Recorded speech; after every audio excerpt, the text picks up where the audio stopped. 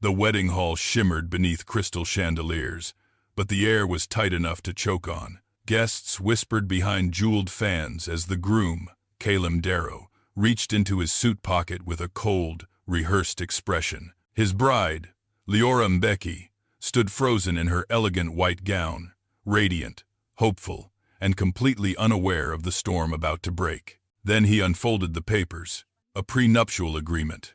Gasps rippled across the room. Leora's breath trembled as her eyes darted from the document to the man she thought loved her. He spoke softly, but the words cut deep. "It's just a precaution. Sign it, or the wedding ends here." Her heart shattered, but she signed. What Calum never imagined, what no one in that glittering hall knew, was that the very estate surrounding them didn't belong to him, but to the woman he had just humiliated.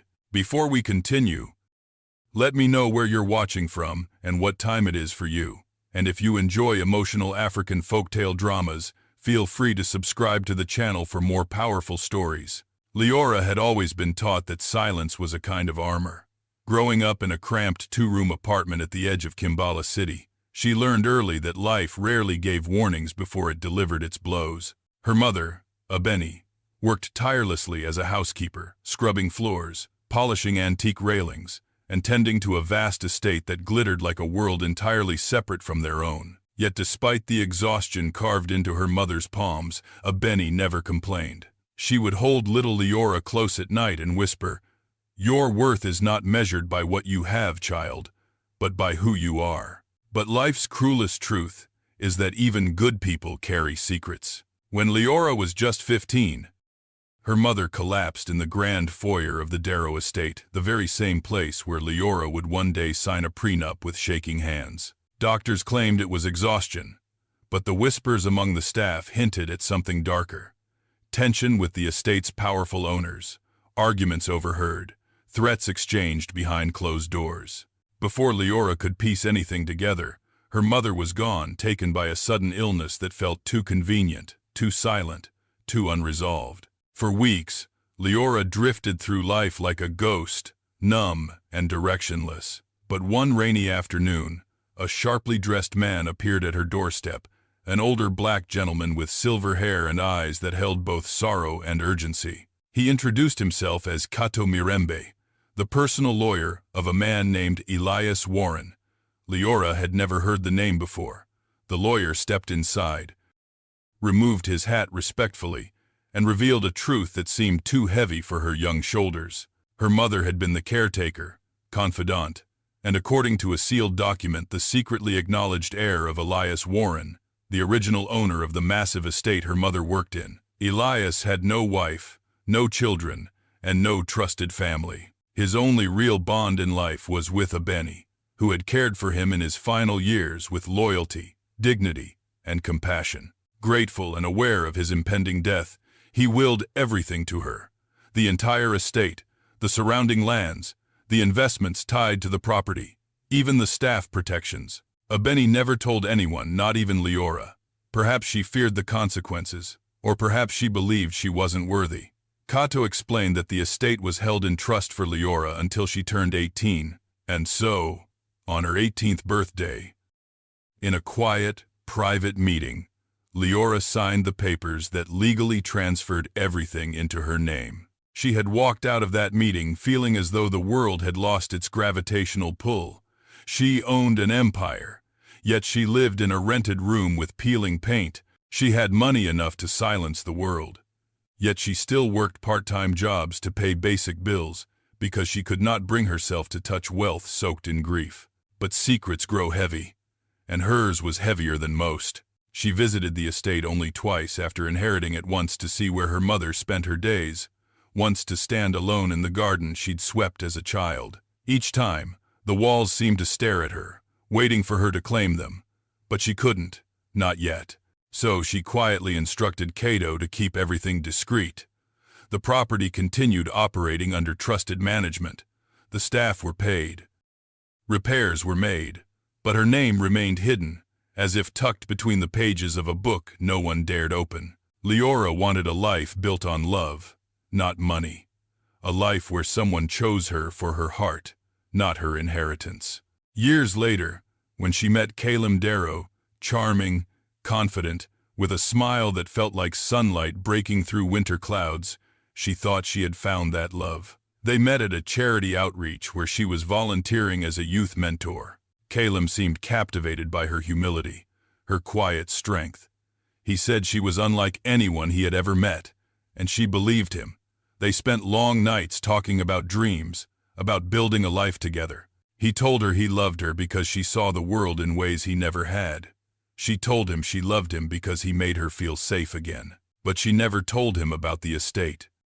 And Calem never told her how much his family disapproved of her. To them, she was a nobody, an orphan, a girl with no pedigree, no visible wealth, no connections worthy of the Darrow name. His mother, Isolde Darrow, made her disdain painfully clear the first time they met. She looked Leora up and down as though evaluating an item at an auction, and her expression made it clear the item failed inspection. "This family has standards," Isolde had said sharply as soon as Calem left the room, her voice echoing through the marble hall. "You can't love my son into greatness, and we won't allow him to marry a liability." Leora swallowed the pain that day. She had been swallowing it ever since. The pressure didn't stop. Isolde lectured Calem daily, reminding him of what he stood to lose. "You will sign a prenup," she insisted. "If she truly loves you, she will have no reason to refuse." "I do." Calem wasn't blind to his mother's manipulation, but he had internalized enough of her fears to believe in the prenup, and slowly, under the weight of family expectations, he changed. His laughter faded, his warmth dimmed. The man Leora fell in love with became someone cautious, guarded, unsure. Still, she believed in him. She believed love could survive pressure, until the moment he handed her the papers on their wedding day. In that moment, her world split open. What Calem never knew, what he could never imagine, was that the prenup he forced on her was meaningless, because nothing in this estate belonged to him. It belonged to the woman he thought needed protection from greed. And the worst part? Leora still loved him. But love built on broken trust always trembles. Calem Darrow grew up in a world where wealth was not just comfort, it was identity.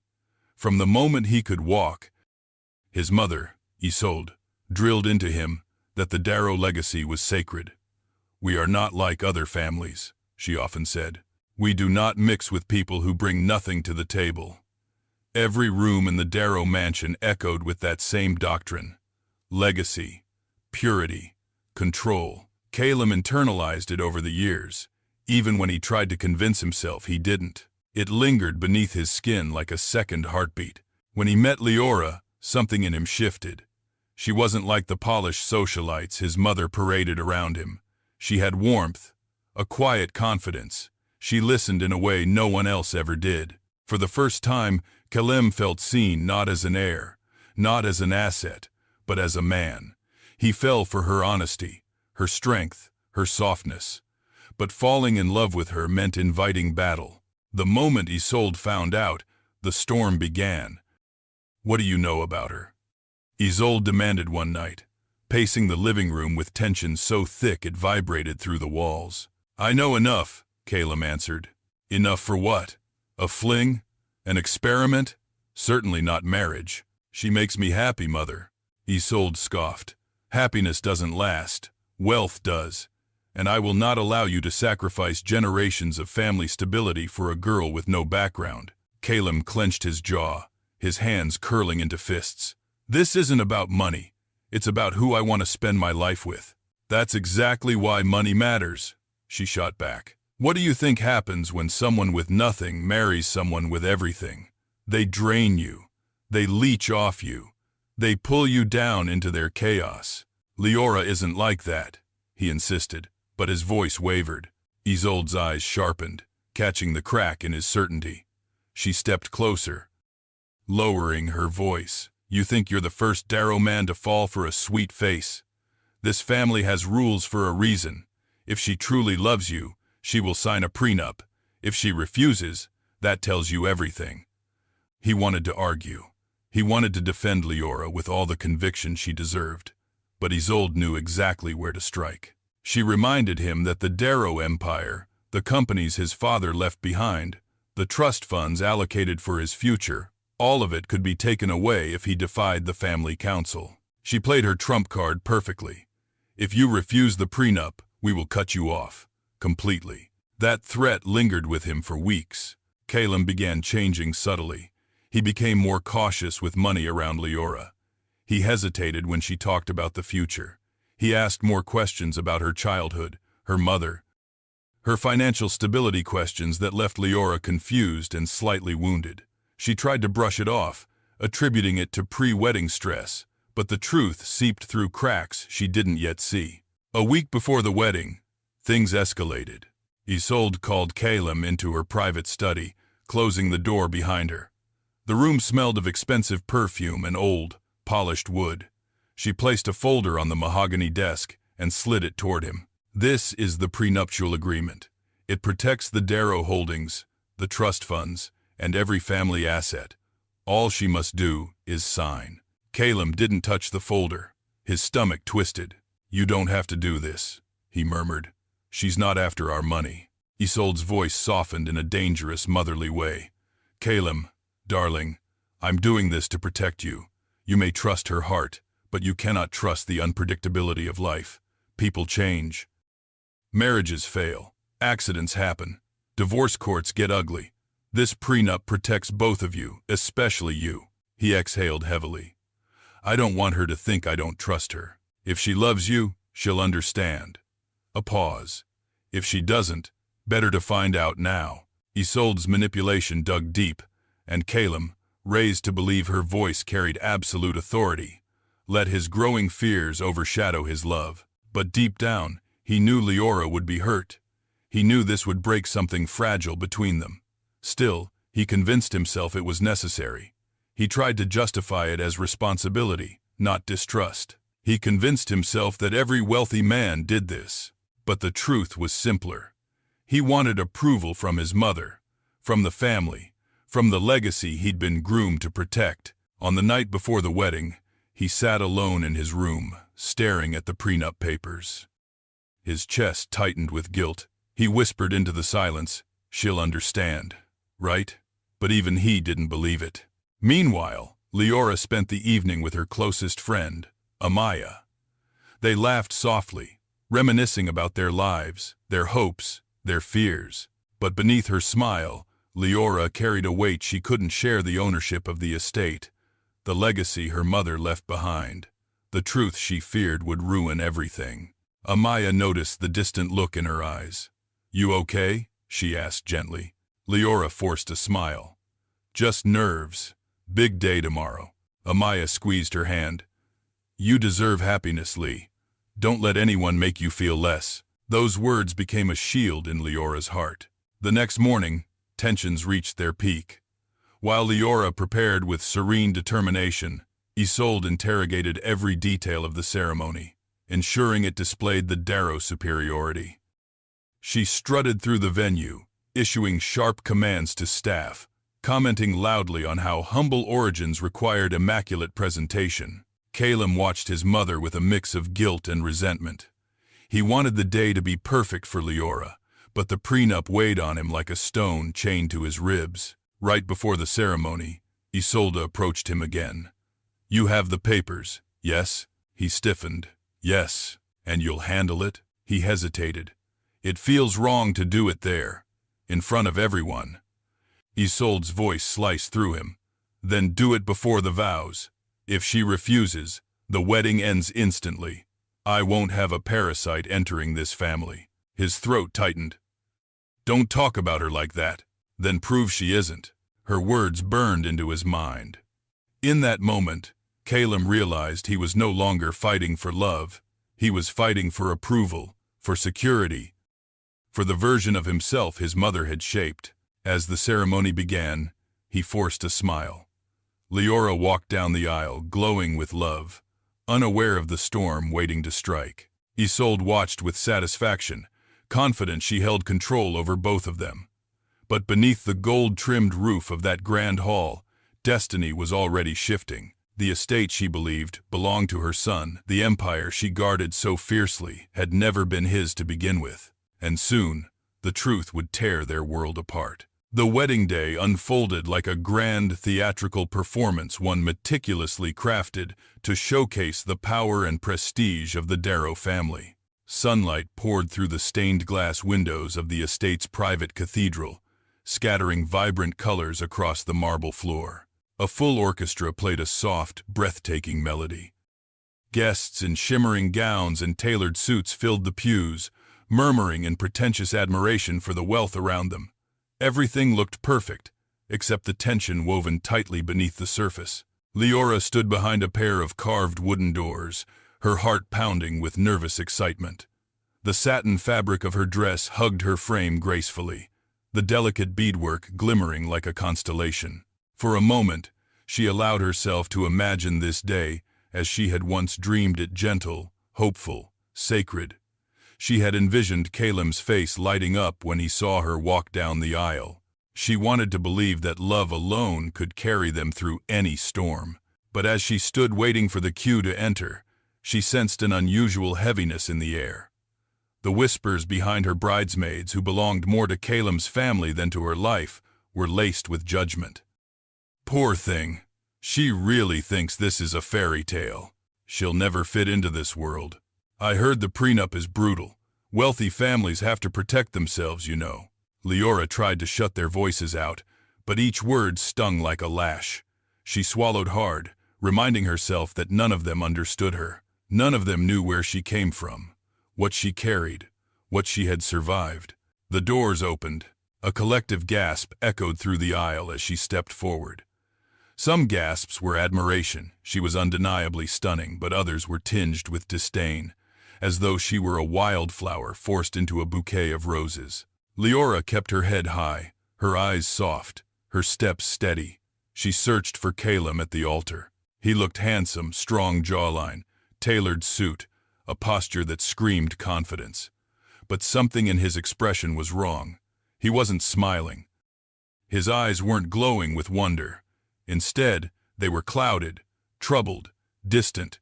Leora felt a cold prickle spread through her chest. When she finally reached him, Caleb offered his hand, but there was a stiffness to it, a hesitation she had never felt from him before.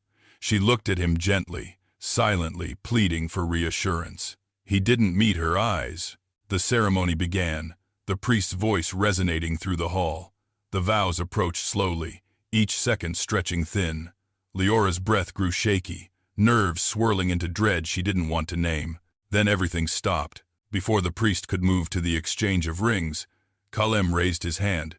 I need to address something first, he said, his voice tight. A ripple of confusion ran through the guests.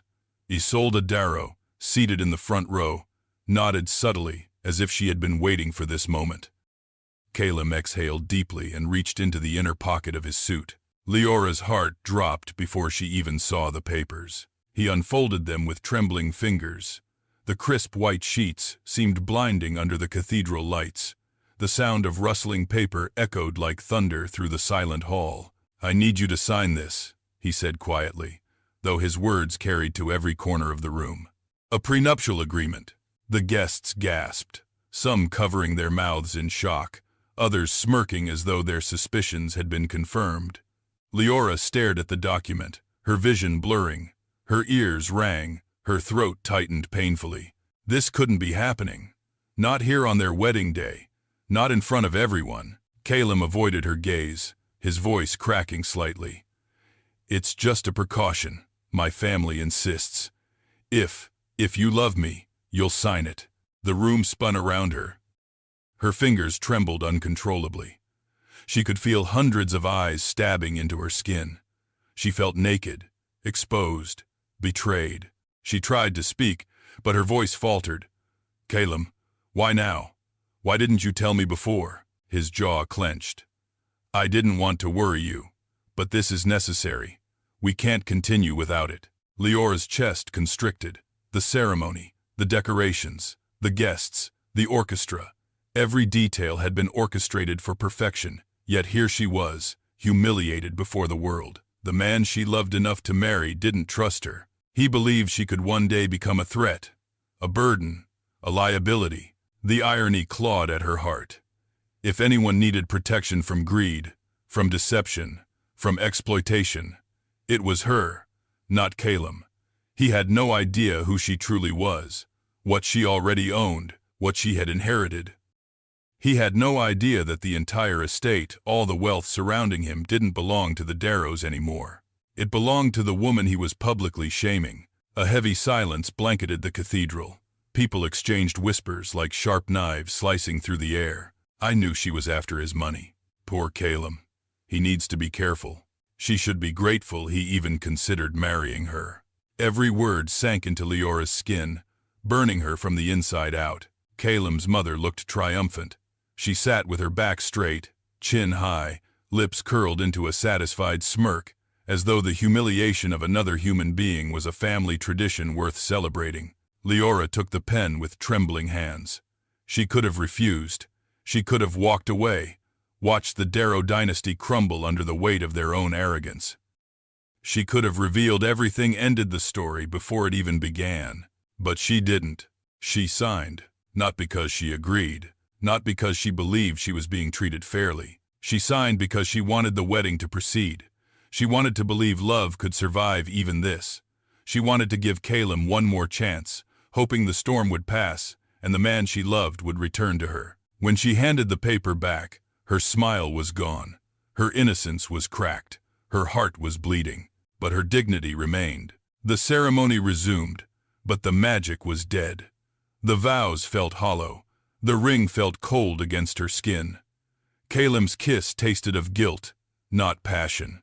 As the guests applauded weakly, Leora stood beside her new husband, feeling more alone than she had ever felt in her entire life.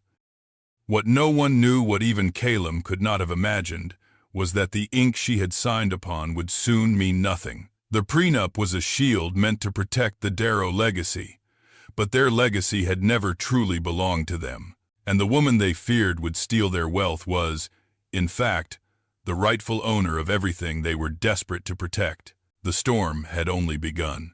The celebration that followed was a dazzling spectacle, one that should have marked the beginning of a joyful life together.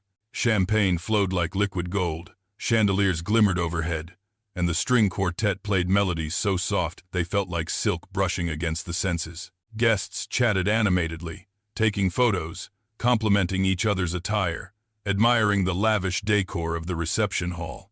But within this glittering world of wealth and pretense, Leora felt herself slowly sinking beneath an invisible weight.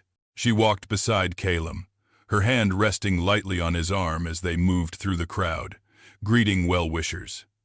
Every smile she offered was a strain. Every breath felt shallow. The sting of the prenup incident hovered like a shadow behind her eyes, refusing to fade. She felt as though she were navigating a dream, beautiful on the surface, but distorted and hollow beneath. Calum sensed the distance in her silence. He squeezed her hand gently as they approached a group of his business associates. "Smile," he whispered. "They're watching." His words weren't tender, they were pressured, a reminder to keep up appearances. And so Leora obeyed, curving her lips upward even though her heart remained bruised. "Congratulations, Mrs. Darrow," one woman chimed, her tone sugary sweet but her eyes sharp. "What a stunning ceremony. And how brave you were, signing that prenup so gracefully. Not many women would agree so easily." A few guests nearby chuckled lightly. Leora felt her chest tighten. She murmured a polite thank you, though the words scraped against her throat. Before she could slip away, an older man with a booming voice interjected. Yes, very sensible decision," he said approvingly.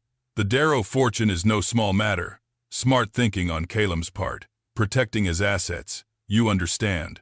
Her cheeks burned with shame, but she kept the mask firmly in place.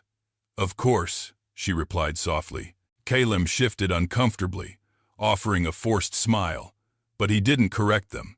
He didn't reassure her. He didn't defend her dignity. He simply allowed the narrative to continue that she was a potential threat to his wealth, that the prenup had been a necessary safeguard. It was in that moment that Leora realized something painful. Caleb didn't see how deeply he had hurt her. He didn't understand the humiliation she carried, and part of him, part he hadn't confronted, believed what others said. He believed she needed to be controlled. As the night progressed, Leora drifted from conversation to conversation like a ghost caught in the current. Everywhere she turned, she felt the stares, some curious, others judgmental, most condescending. She recognized the expression in their eyes, patronizing pity mixed with thinly veiled suspicion. To them, she was a girl who had married upward, a girl who should be grateful for the chance, a girl whose presence in this elite world was tolerated, not embraced. She excused herself to the restroom, her breath trembling as she pushed open the door. The silence inside enveloped her like a fragile cocoon. She leaned against the sink, gripping the marble edge, fighting the tears, threatening to spill. Her reflection stared back, beautiful but wounded, strong but shaken. Why did he do that? She whispered to herself.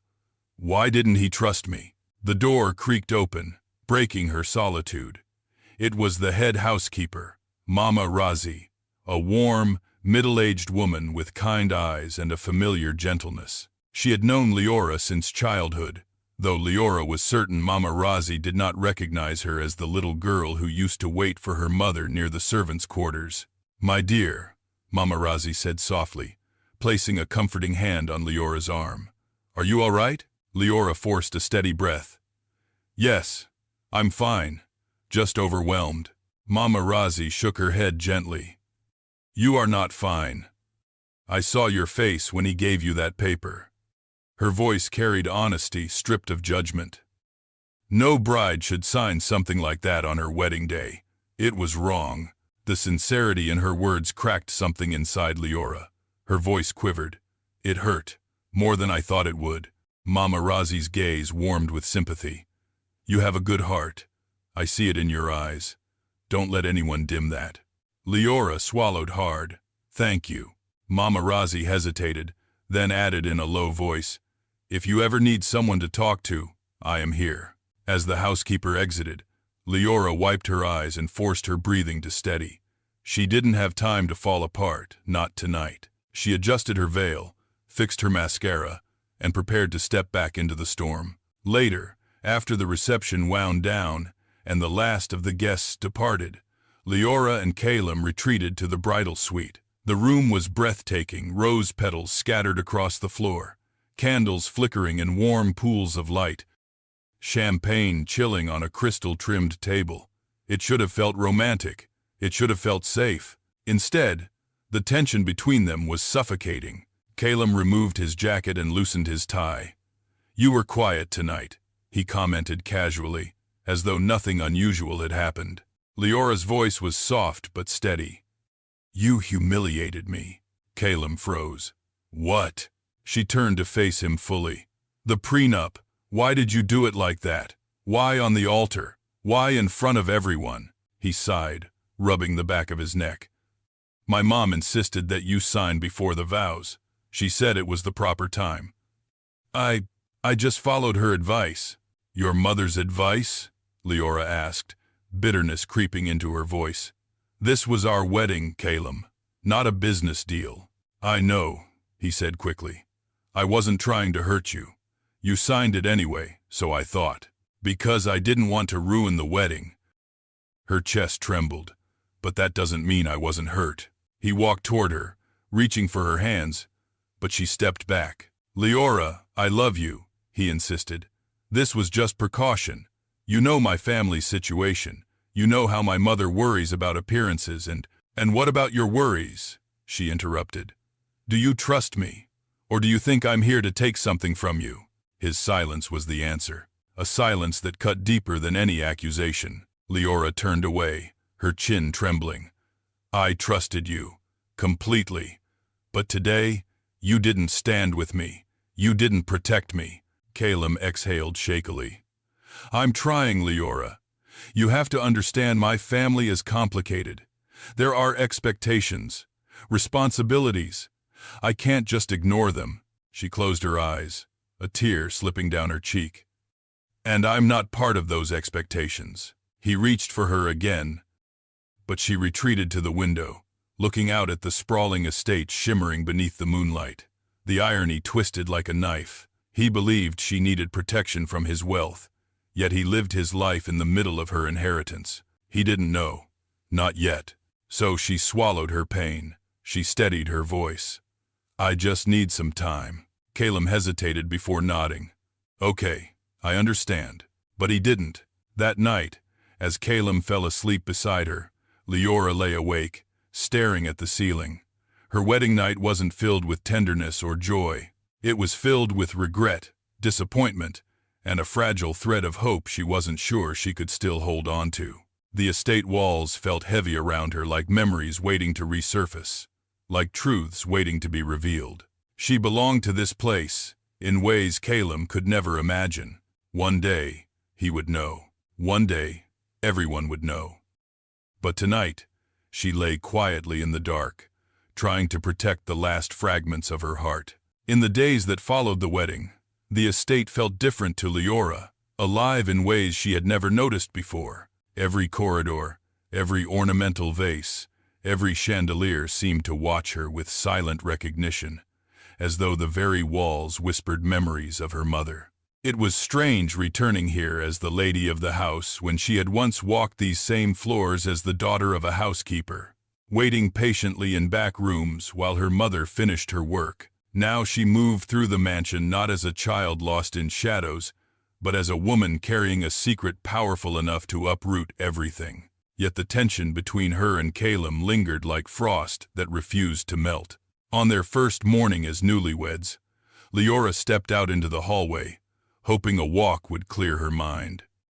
She had barely taken 5 steps when she noticed 2 maids whispering at the corner. They were young, probably new hires, and their hushed voices were urgent. "She looked devastated yesterday. I would have walked out if it were me," one whispered. "But she signed anyway," the other replied. "I think she's stronger than she looks." They froze when they saw Leora, bowing quickly before hurrying away. Strong. The word echoed bitterly in her mind. Strength shouldn't have been required on her wedding day, yet she had needed it more than ever. She walked toward the main staircase, her fingers brushing against the polished wooden railing.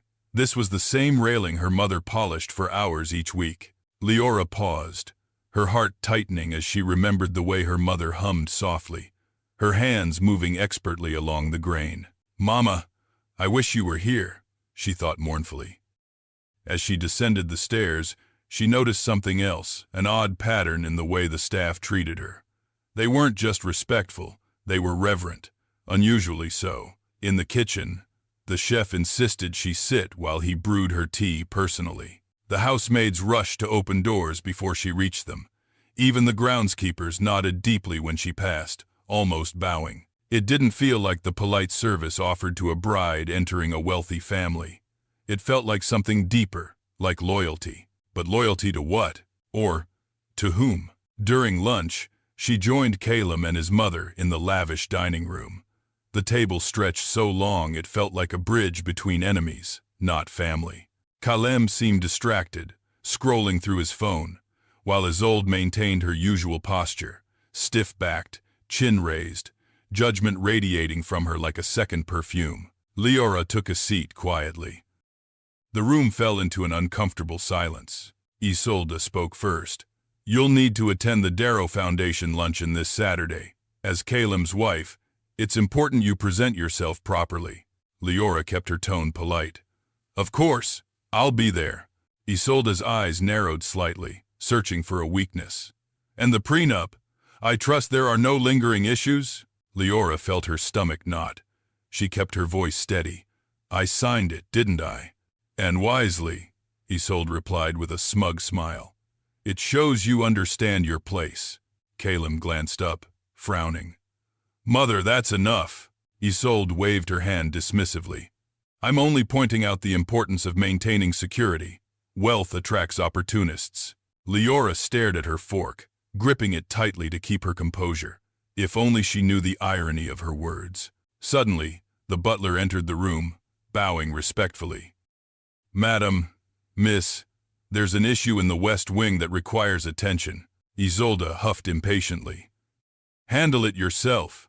Actually, he said cautiously, glancing at Leora. It concerns her. The older woman blinked, confused. Leora looked up as well.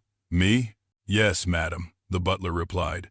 It appears the staff discovered a locked room with your name on the registry. Leora's breath caught. She didn't have a registry.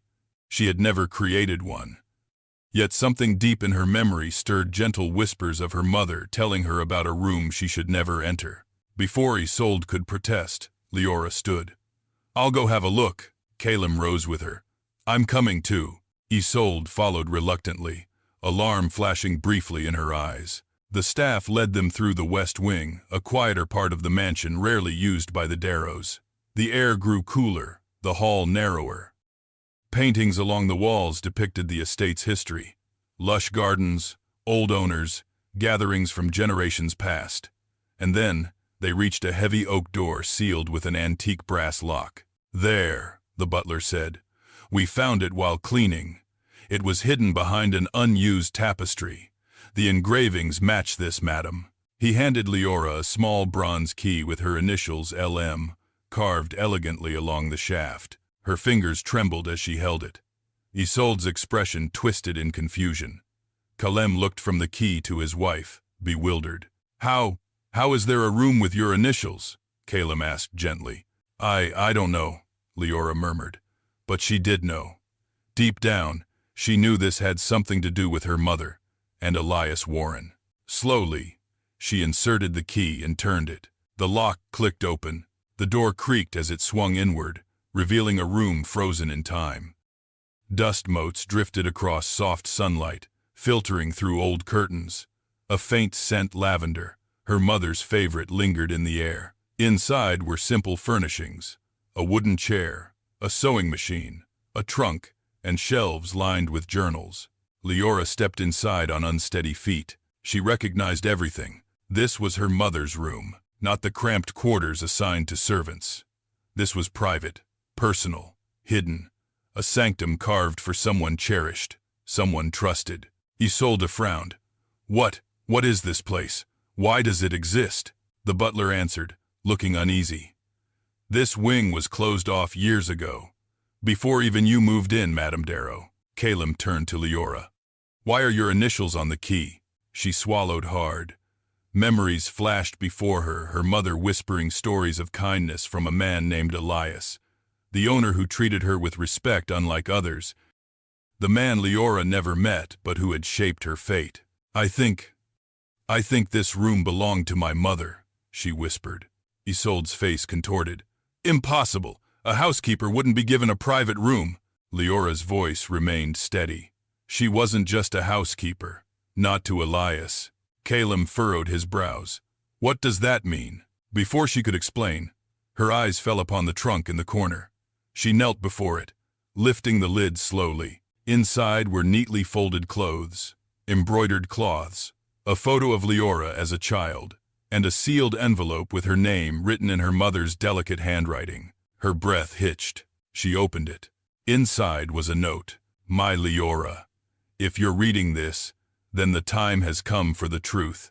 You are more than you know.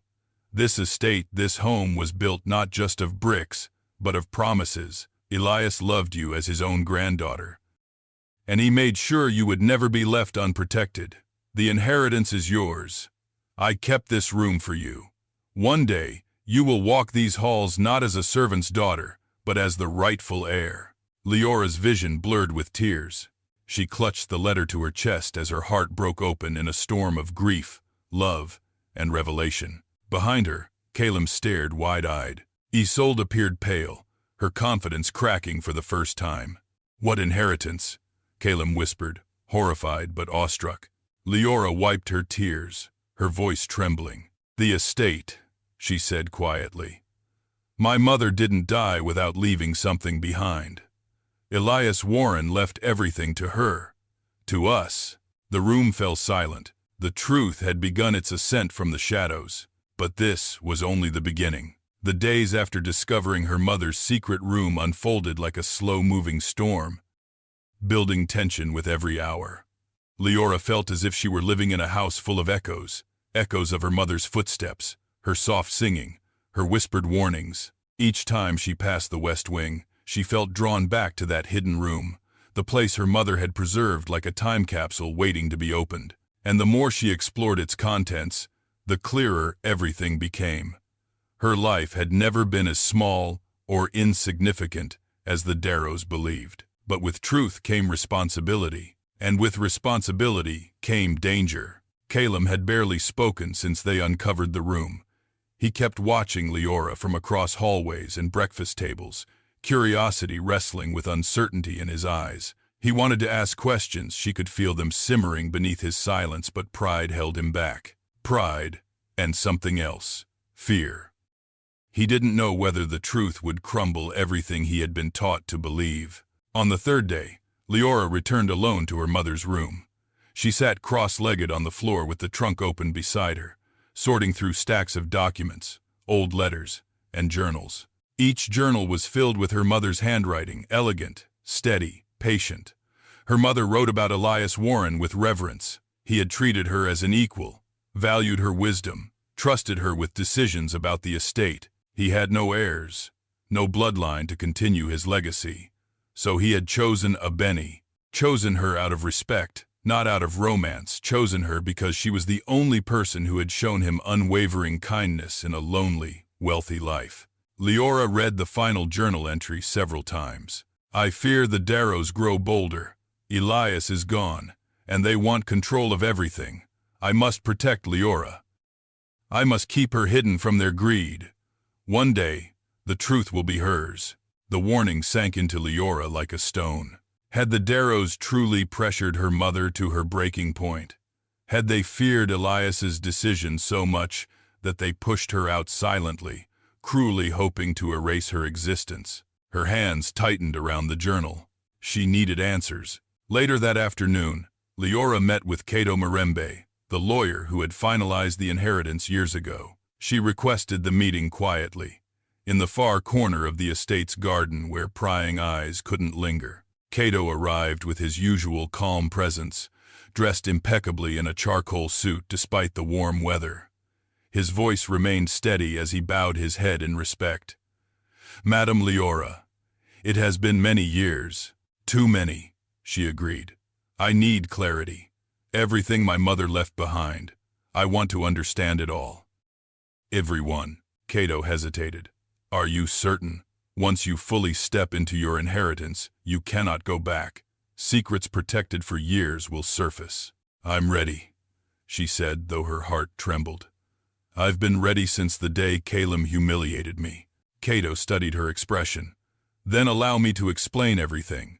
He detailed how Elias had intentionally kept the estate under a private trust, separate from the Darrow family.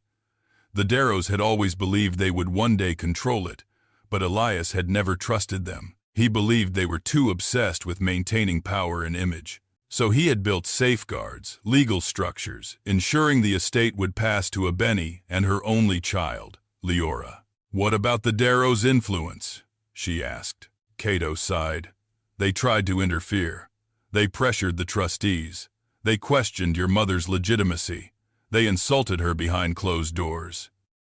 But legally, they had no claim. Elias made sure the estate would be beyond their reach entirely. Leora's pulse quickened. Did they hurt her? I cannot say for certain, Cato replied carefully. But I know she feared them. She believed they could make life difficult if they knew how much she had been entrusted with. Leora's breath shook. Her suspicions grew sharper. Cato continued. As of now, you are the legal owner of the entire Warren estate. Every acre, every asset, every historical archive. Nothing is tied to the Darrow family. They are merely occupants. The truth was overwhelming. She owned everything, and yet they had treated her as though she was beneath them. How much does Calum know? Cato asked quietly. Leora looked away. Nothing. Cato arched a brow. You married him while hiding the truth? He married me while believing lies about me, she countered. He forced me to sign a prenup to protect wealth that wasn't even his. Cato's expression darkened with disappointment. That is deeply unfortunate, madam. Leora nodded. I didn't tell him because I wanted our marriage to start with love, not power. But now, I don't know what we have anymore. Cato's voice softened. When you are ready, I will finalize the public transfer of ownership. But the moment we do so, everything changes. The Darrows will no longer hold any authority here. Leora inhaled slowly, feeling a storm rising in her chest. Thank you, Cato. I need time. He bowed again and left her alone among the garden roses, roses her mother once tended with her own hands. As the evening settled in, the mansion felt strangely heavy. Leora walked through the halls, her footsteps echoing in eerie silence. She passed portraits of former owners, then paused in front of one she had seen many times before, Elias Warren, standing tall beside the entrance to the estate. She studied the painting intently. Elias's eyes held warmth, almost recognition. She wondered how her life would have been different if she had known him when he was alive. Leora, she startled at Calem's voice behind her. She turned to find him approaching, hands in his pockets, concern etched across his face. I've been looking for you, he said softly. You've been distant. I've had a lot on my mind, she replied. Calem nodded slowly, stepping closer. I know things haven't been easy since the wedding. I've been trying to understand. Understand what? Leora asked, her voice sharper than intended. He hesitated. Why you were so hurt about the prenup. I didn't mean to embarrass you. He exhaled. My mother said. Leora closed her eyes. Stop right there. That's the problem, Calem. Everything you've done has been because your mother said so.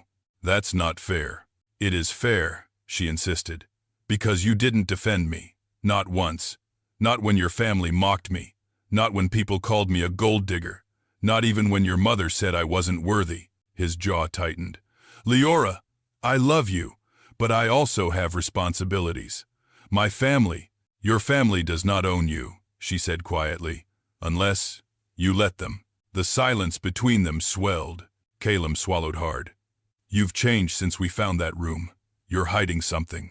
Leora felt her pulse spike. I'm not hiding anything. I'm trying to understand the truth about my mother. You know more than you're saying, he murmured. And I'm your husband. I deserve to know if something is going on. Husband. The title felt heavy on her tongue. He was her husband, yes, but not yet someone she could trust with the truth, not when he had shown her his weakest side so publicly. Leora stepped away from him. When I'm ready, I'll tell you. Calem's expression slipped into hurt frustration. Don't shut me out. I'm not your enemy. Her voice dropped to a whisper. Then stop acting like one. She walked past him, leaving him alone in the dimly lit hall. As the night stretched on, Leora returned once more to her mother's room. She sat on the floor again, holding the letter against her heart. The estate belonged to her. But before she could claim it, she needed to decide something much more complicated. What would become of her marriage? Outside the window, thunder rumbled. The storm was coming, and no one, not even the Darrows, could stop what was about to unfold.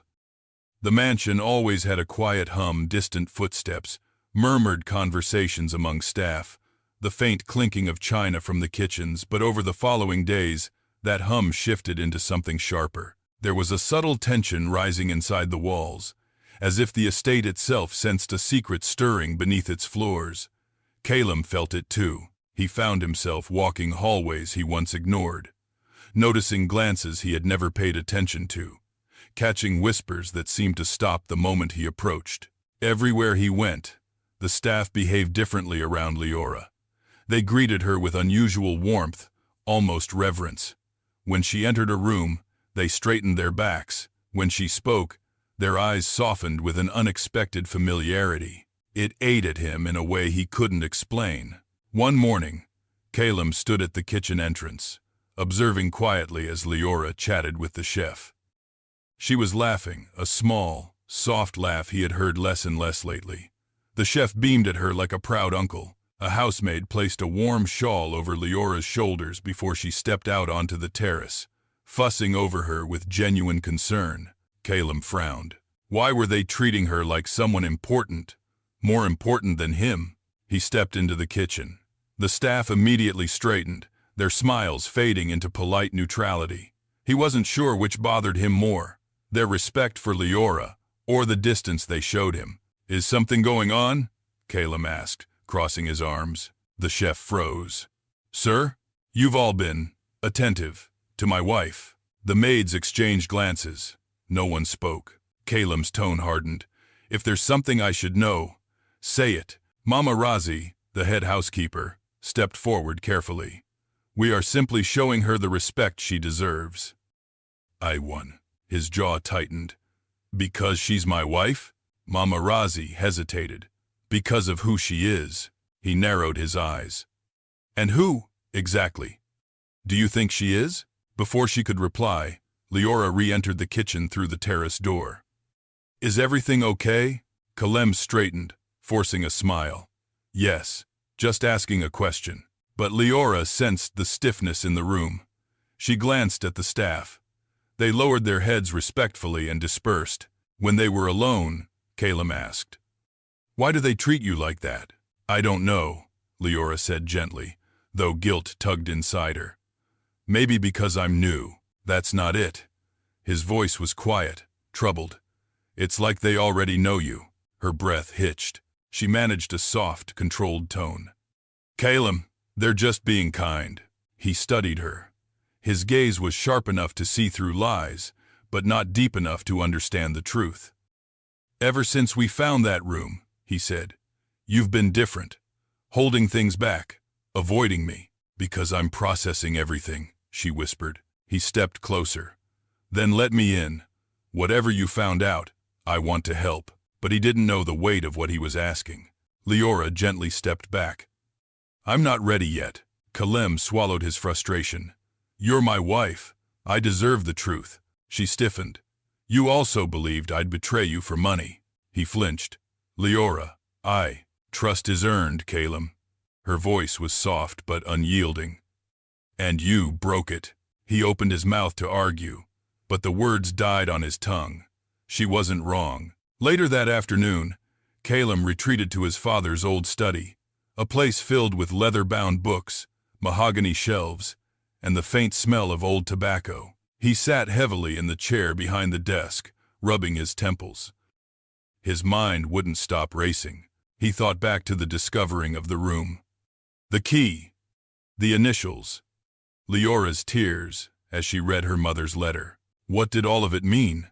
He reached for his phone, scrolling through contacts until he found a number. He hesitated, then dialed. "Mother," he said when Isolde answered. "We need to talk."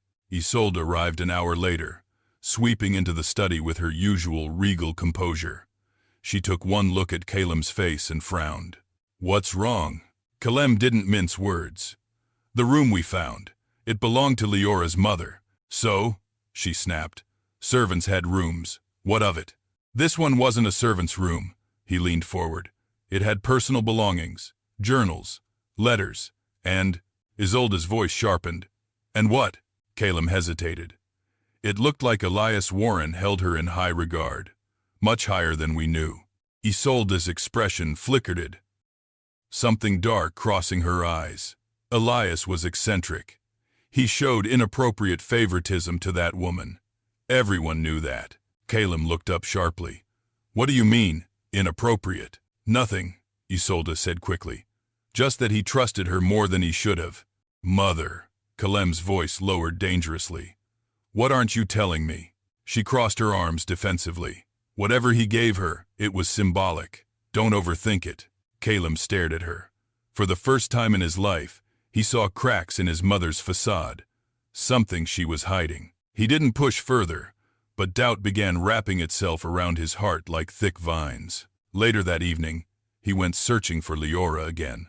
He found her in the courtyard, reading through another of her mother's journals. Moonlight fell over her gently, turning the pages silver. Her expression was soft, sad, but determined. He watched her for a moment, feeling something twist painfully inside him. He remembered the first time he saw her braids falling loosely over her shoulders, her smile shy but warm.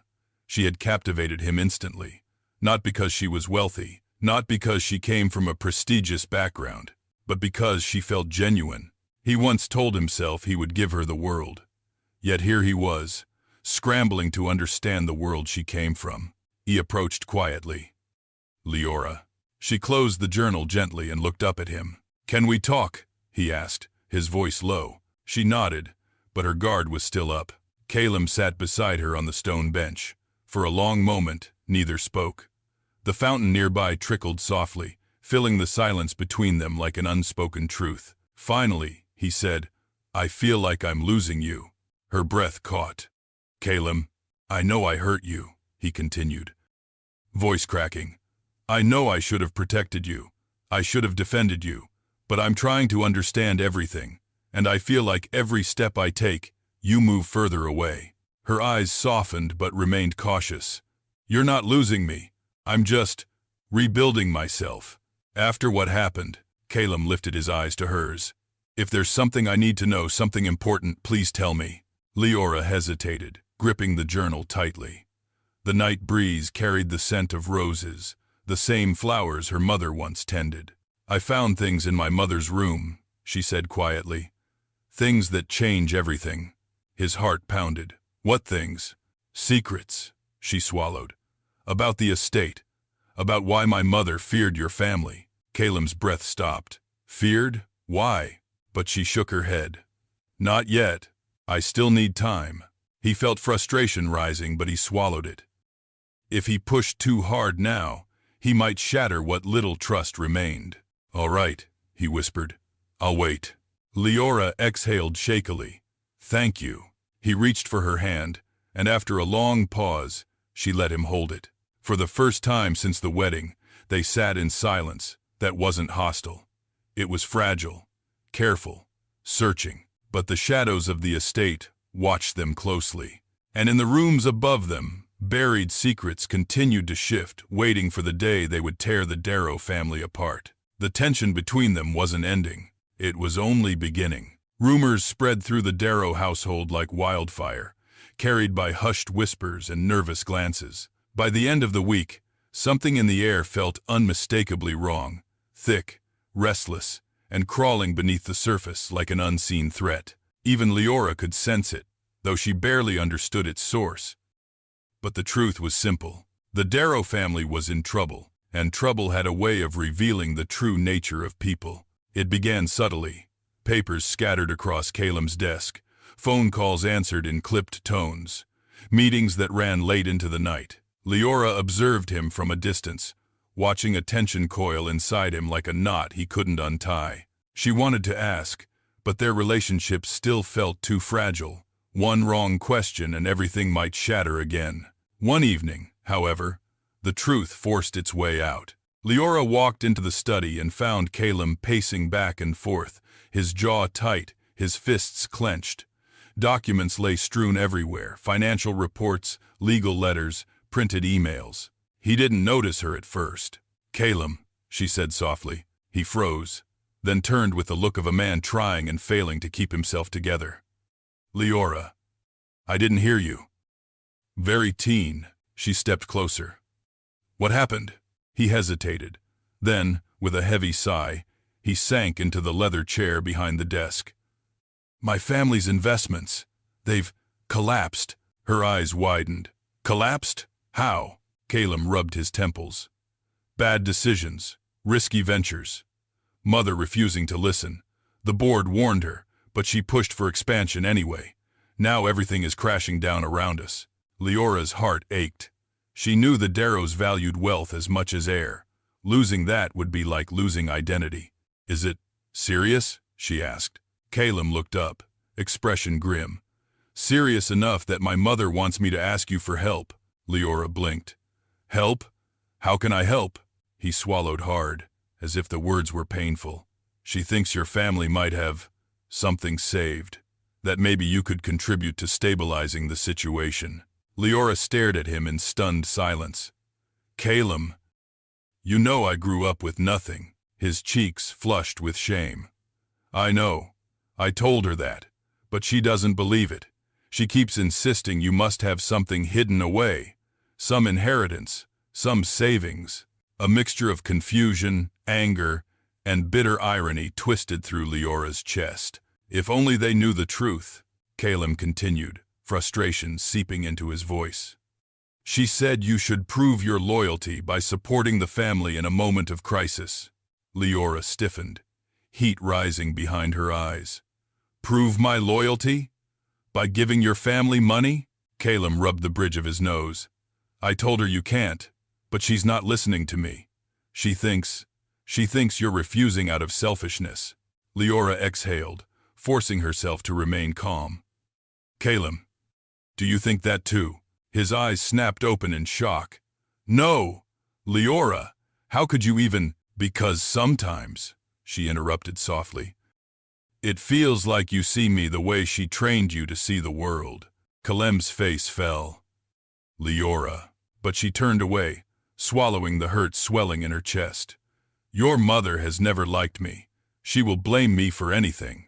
Calum stood abruptly, walking toward her. I'm not blaming you. I swear. This is my family's mess, not yours. She didn't respond. She couldn't. The irony was cruel. She owned the estate they lived in, yet they begged her for imaginary money. The next morning, the situation escalated. Isolde barged into Leora's room without knocking, her eyes blazing with indignation. You, she snapped, need to contribute to the Darrow family. Immediately. Leora blinked, startled. Madame Darrow, Calum told me what happened, but I really don't have. Oh, please, Isolde sneered, waving a dismissive hand. You expect me to believe a girl like you didn't receive anything from that mother of yours? Leora's stomach twisted. My mother worked to survive. She— Yes, Isolde interrupted. I know the story. The poor housekeeper who died tragically. Spare me the tears. Leora felt something inside her tremble, not fear, but rage. Rage she'd kept buried since the wedding. You're asking me to give you money I don't have, Leora said firmly. Even if I did, you have no right. Isolde leaned in, voice sharp as a blade. If you won't support this family, then don't expect us to support you. Marriage is partnership, and right now, we are drowning. Leora stepped back, breath unsteady. Calum is my partner. You are not. Isolde's eyes flashed with contempt. Everything Calum has, everything he is, comes from this family, my family. Without us, he is nothing. Your marriage is nothing. 24. The words pierced Leora like shards of glass. She forced herself to remain calm. I'm sorry for your situation, but insulting me will not change anything. Isolde scoffed, turning on her heel. Ungrateful girl, just like your mother. The door slammed behind her. Leora stood rooted to the floor, heart pounding, her pulse hot with anger. She had endured enough humiliation, first the prenup, then the whispers, now this. But her mother's memory, that was sacred, and Isolde had crossed a line. That evening, Leora retreated to her mother's secret room, seeking comfort in familiarity. She read Elias's letters again, tracing her mother's hopes and fears, her loyalty and heartbreak. She felt stronger with every word, like she was growing roots into the truth. When she finally emerged, her resolve solidified. She stepped into the main hallway and found Calum waiting. He looked exhausted. Worry etched across his face. Mother told me what she said. Leora crossed her arms. And I'm sorry, he said quietly. She was wrong. She's scared. She's lashing out. Scared people reveal their true selves, Leora murmured. Calum exhaled shakily. We're falling apart, Leora. Everything my father built, slipping through our fingers. And you want me to fix it? She asked, her voice steady. No, he said, shaking his head quickly. I want you with me.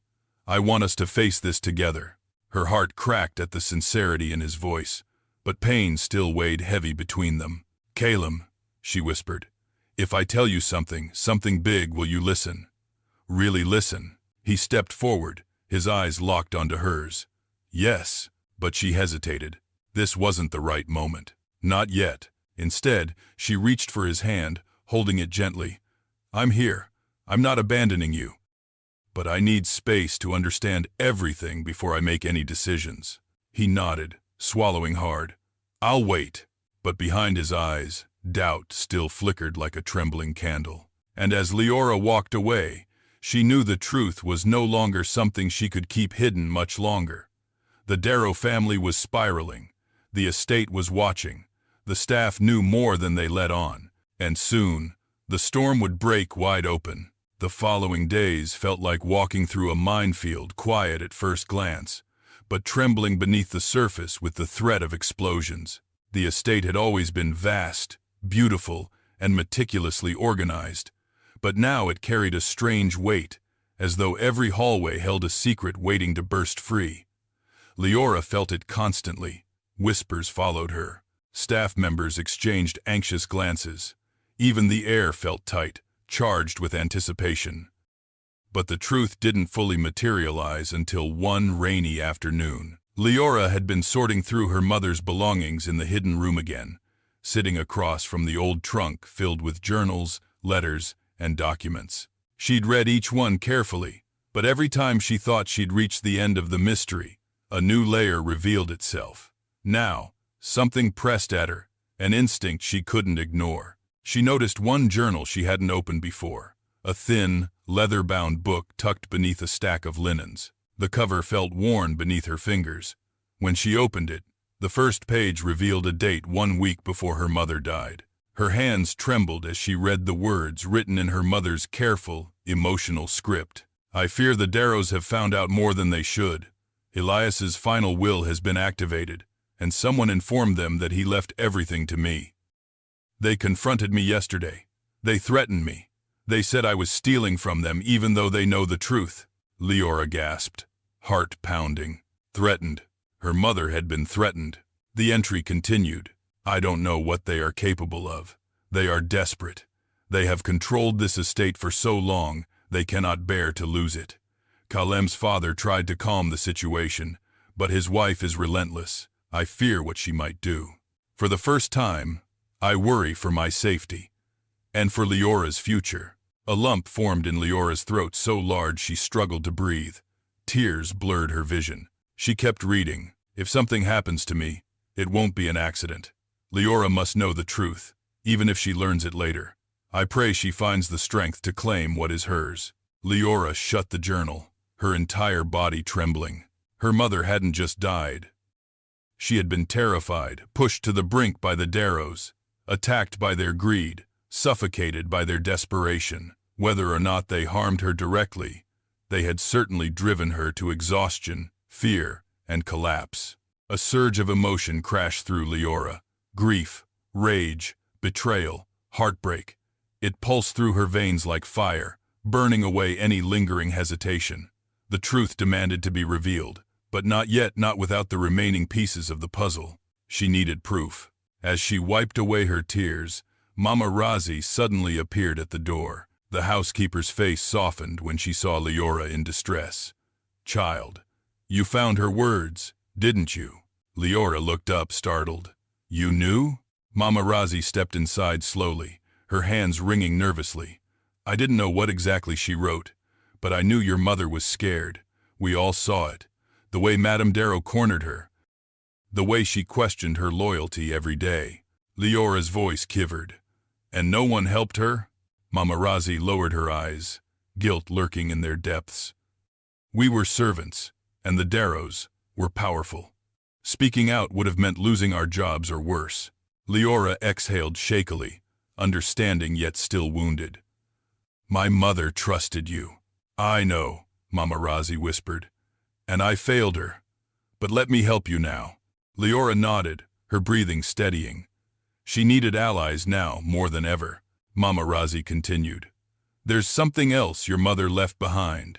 In her last weeks, she asked me to hold onto a box for you." Leora blinked. "A box?" Mama Razi beckoned her to follow. They walked through narrow halls, passing a corridor used only by staff.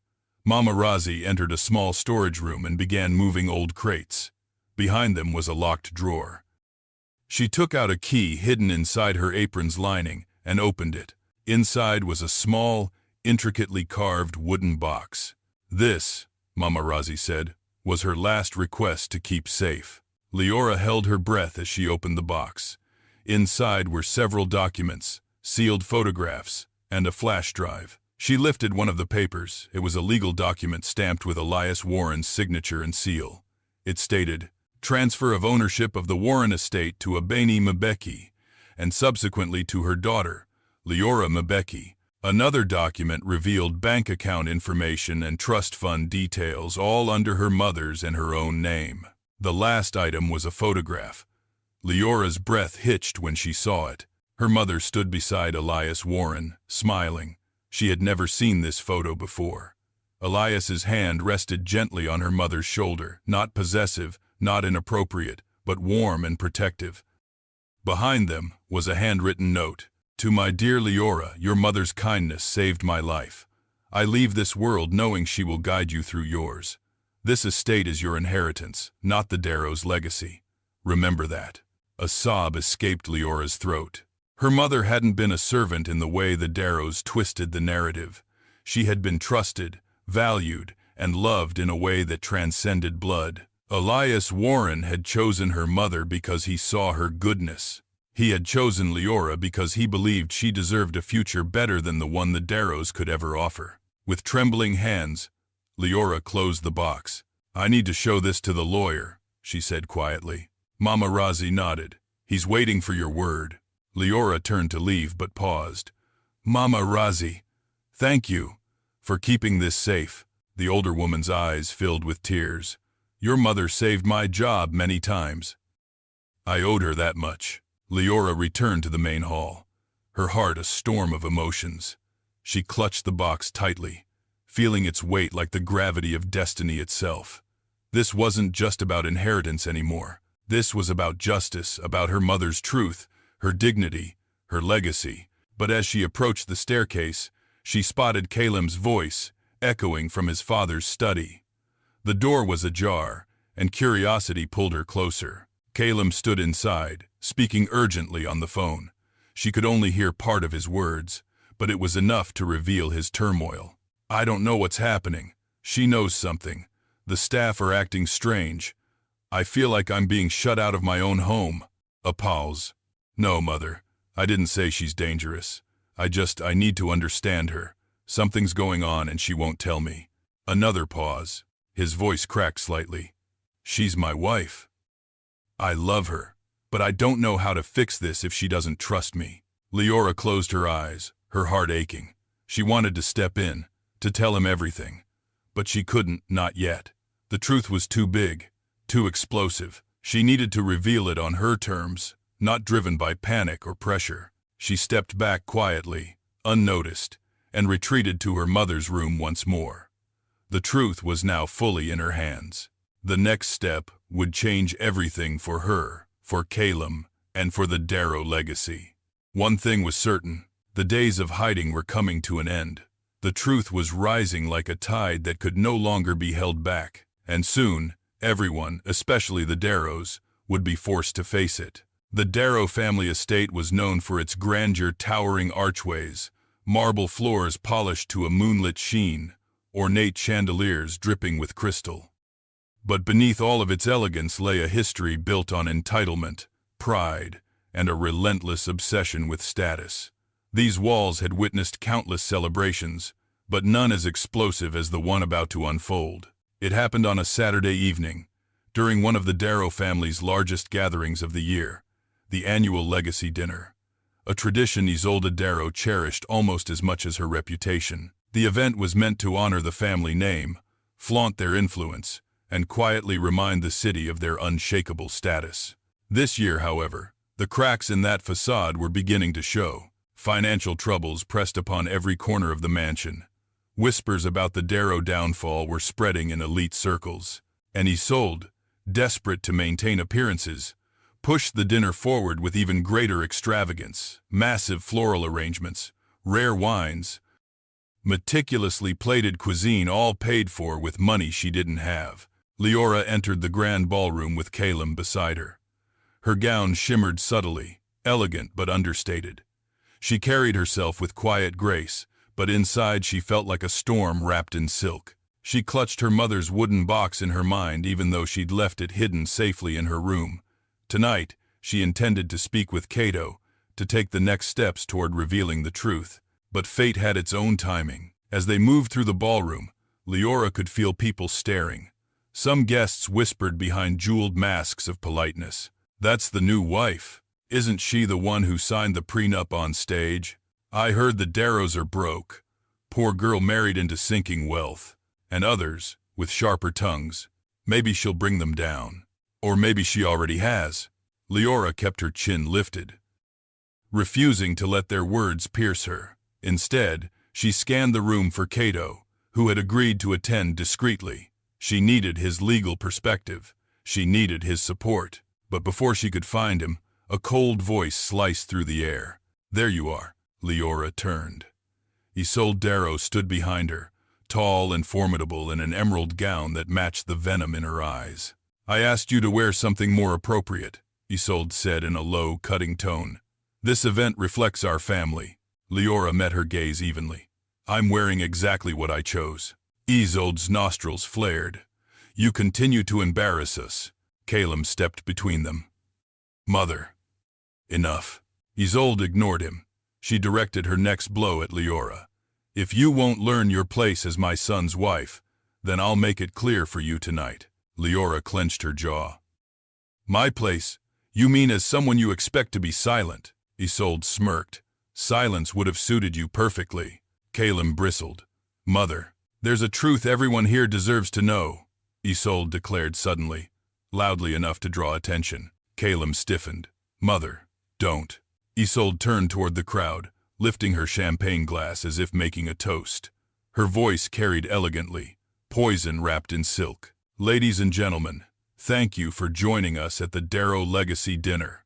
Tonight, I wish to address something that has been a point of curiosity among our esteemed guests." Leora felt her heart drop. Calum whispered frantically, "Mother, stop."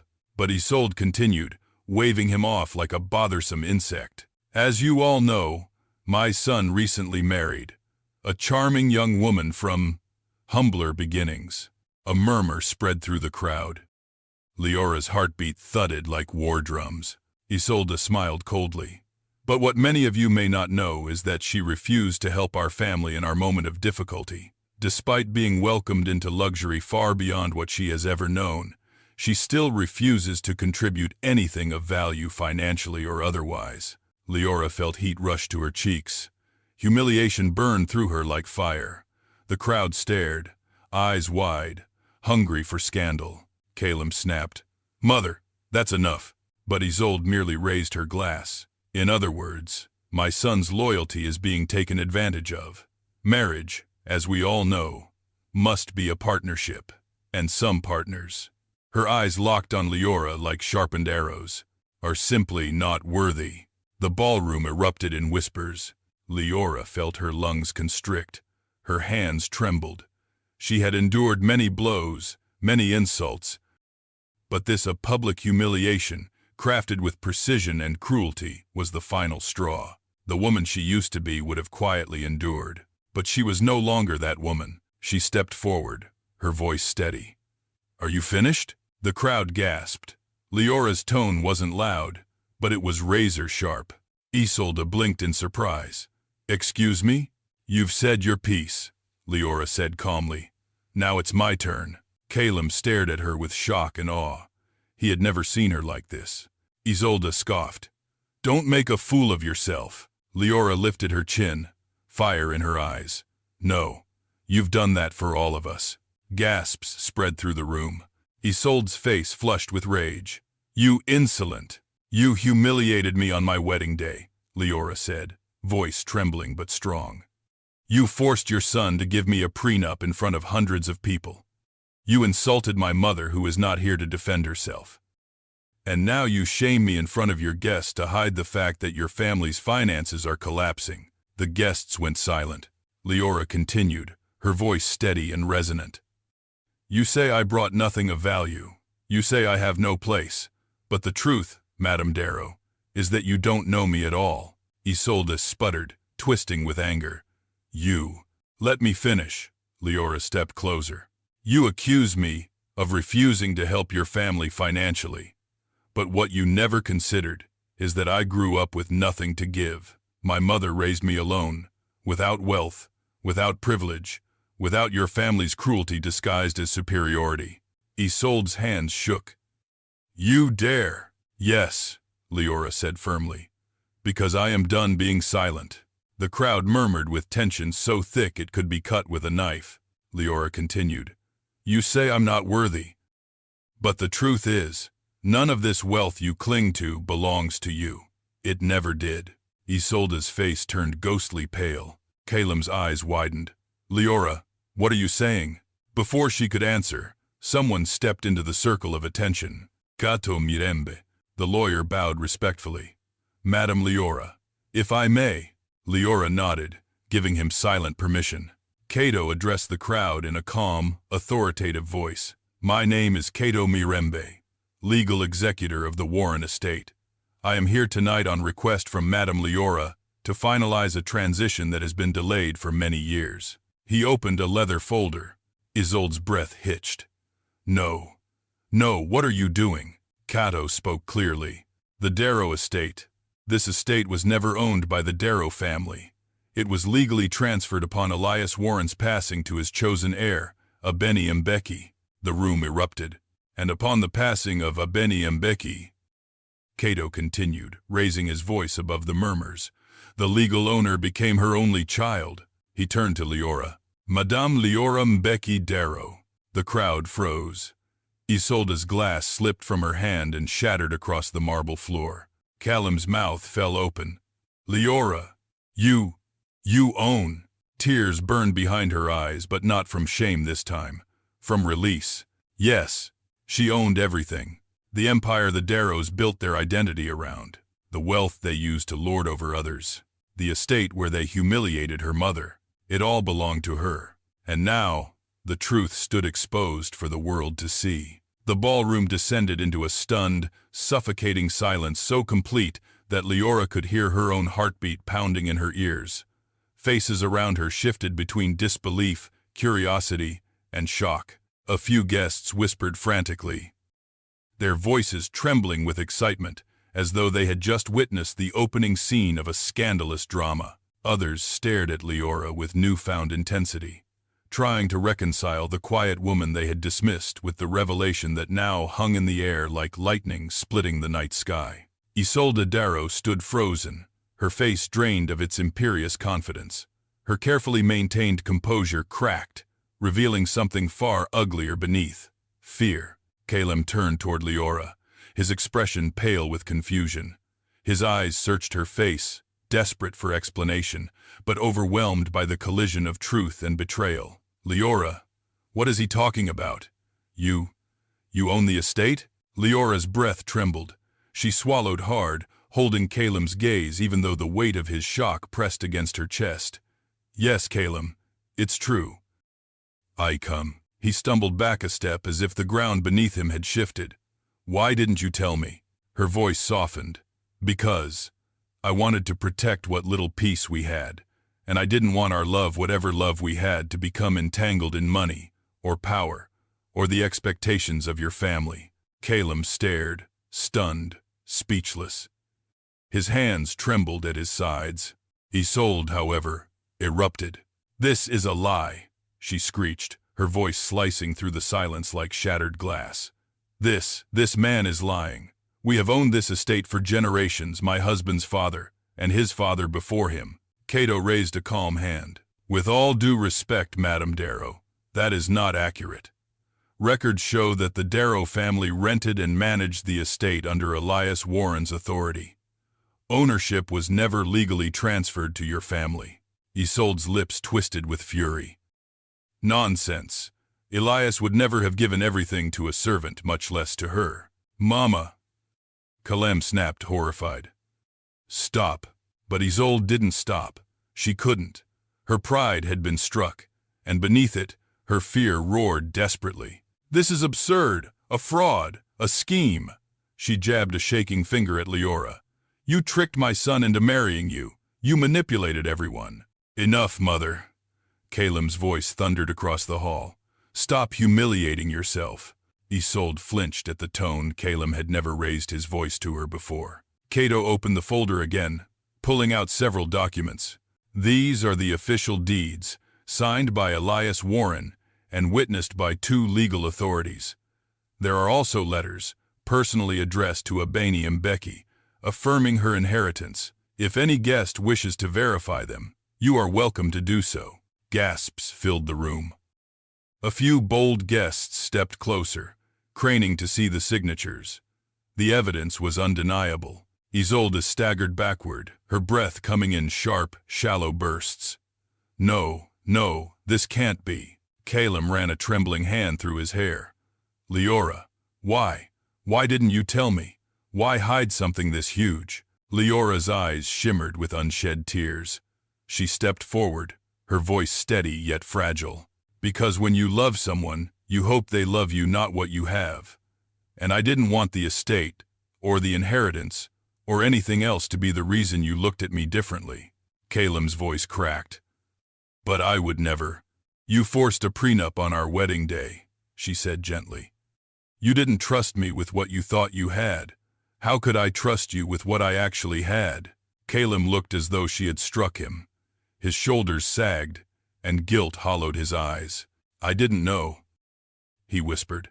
I didn't know my actions hurt you that deeply.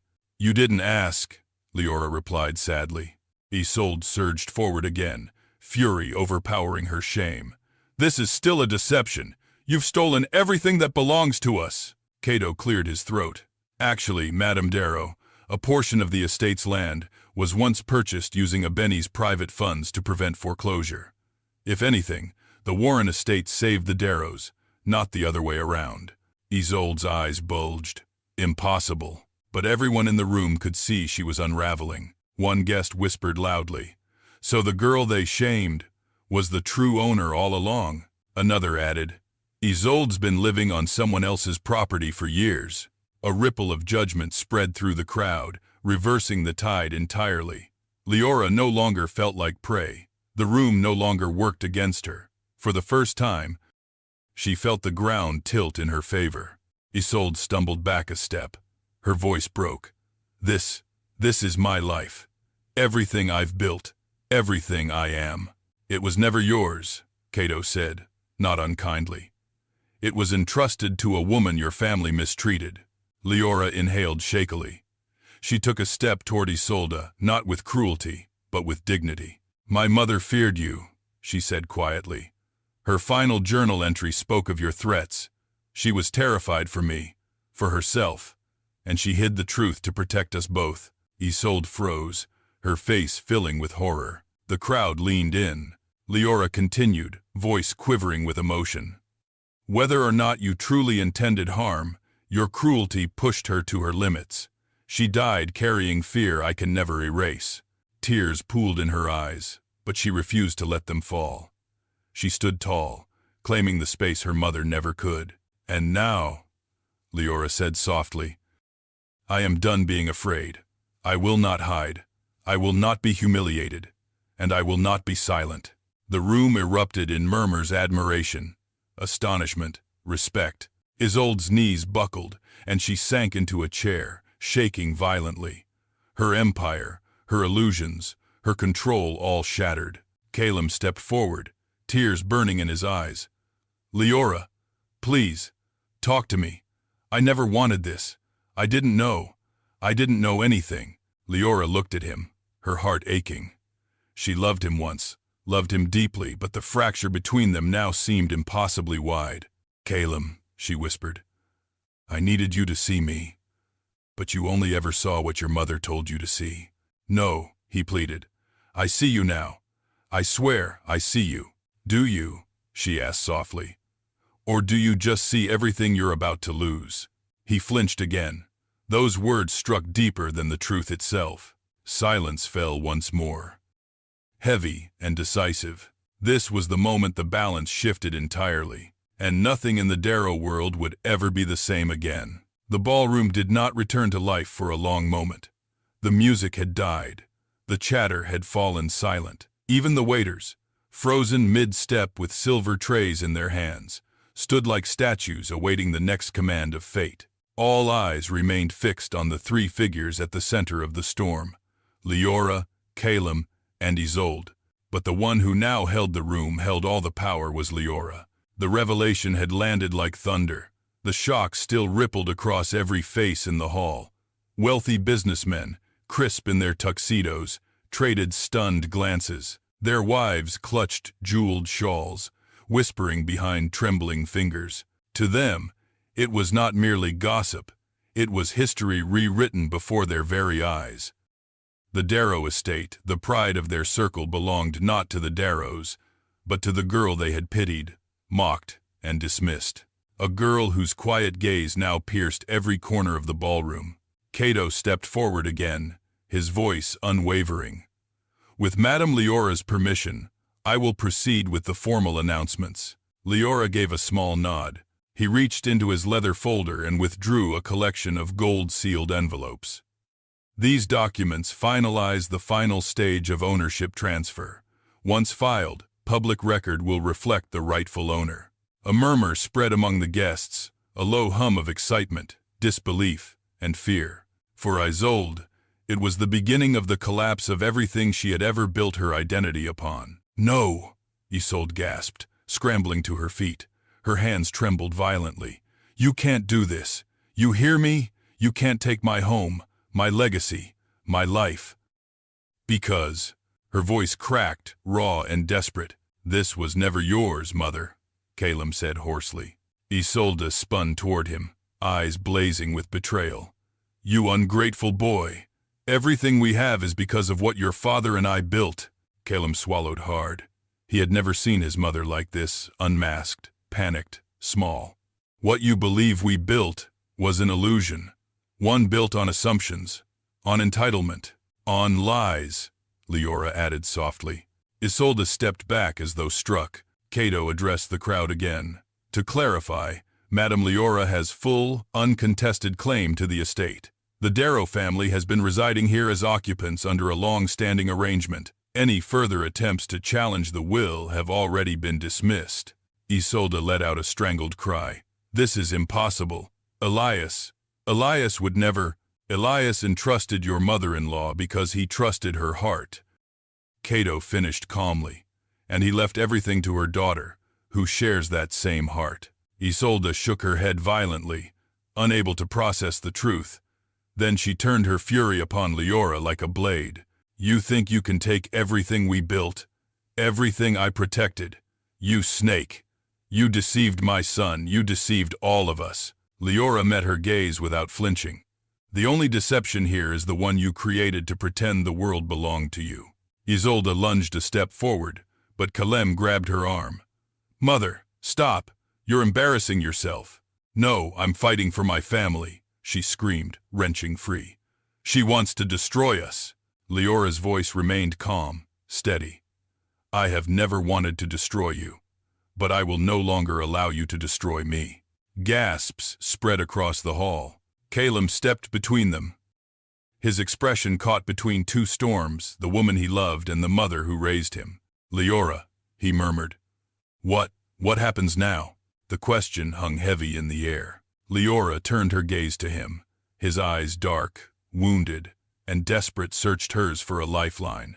But she could see the truth flickering behind them. He was afraid, not of losing wealth, but of losing her. She inhaled deeply, gathering courage from the memories of her mother, of Elias, of every moment she had been belittled, demeaned, underestimated. "What happens now?" she said gently. "Depends on whether you are capable of standing by me, not for what I own, but for who I am." Calem's breath caught. "I love you, Leora. I always have." "You loved me," she corrected softly. "But love without respect is just possession." His face fell. "I respect you. You forced me to sign a prenup in front of hundreds of people," she replied, pain flickering through her eyes. "You listened to your mother instead of to your heart. You saw me through her eyes. You doubted me when I needed you most."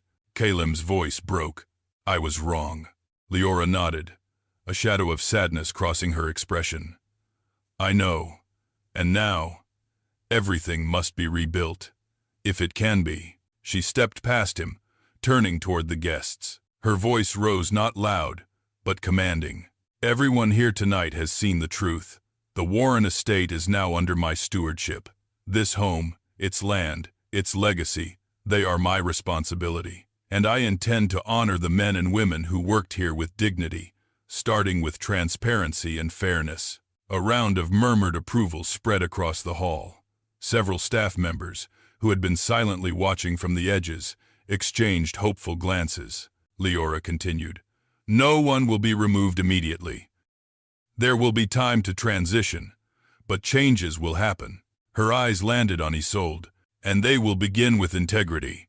Isolde's face contorted into something twisted by rage and desperation. "You can't throw us out! You wouldn't dare!" "I'm not throwing anyone out," Leora said softly. "But I will no longer be ruled by fear. Not by you, not by your expectations, not by your control." Isolde collapsed into a chair, sobbing silently, her empire reduced to dust. Cato cleared his throat. "With your permission, Madame Leora, I will begin informing the trustees." Leora nodded, but she wasn't finished. As she turned back to the crowd, her voice softened again, this time not with restraint, but with purpose. "My mother lived in the shadows of this estate," she said. "She worked, she sacrificed, she endured cruelty for the sake of survival. But she also left behind a legacy of compassion. That is what I wish to bring into this home. A legacy of fairness, of kindness, of truth." Applause erupted, soft at first, then growing into something powerful and sincere. Leora's chest tightened. Her mother deserved this moment, and though she couldn't be here to witness it, her presence filled the room. Calum approached hesitantly. "Leora, please, let me fix this. Give me a chance to earn back your trust." She looked at him, a man she once believed would be her future, a man who had broken her heart not through malice, but through weakness. Her voice trembled with emotion. "Calum, trust is not rebuilt with promises. It's rebuilt with action." "I'll do anything," he said softly. "Just don't shut me out." She searched his face, seeing the sincerity there. But sincerity wasn't enough. "Show me who you can be," she whispered. "Not who your mother made you." He nodded, tears glistening in his eyes. Leora exhaled slowly, feeling the weight of the night finally settle. The truth was out. The world had shifted, and her life, her identity, was no longer buried beneath the Darrow family's shadow. For the first time, she stood fully in her mother's legacy, and the next chapter was hers to write. After the truth burst open like a rupture through the ballroom, the Darrow estate never returned to its former rhythm. The walls seemed to hum with new energy, an energy of shifting power, of long-hidden ghosts finally allowed to speak, of change moving through every corridor like an unstoppable wind. And in the center of that transformation stood Leora, carrying not only her mother's legacy, but the weight of decisions that would reshape countless lives. The morning after the revealing confrontation, the mansion awoke in uneasy silence. Servants walked softly, uncertain of what new rules might govern the household.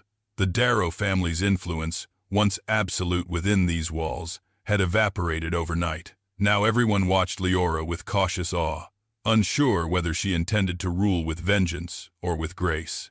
Calum did not sleep. He spent the entire night pacing the balcony outside their room, his thoughts tangled and raw.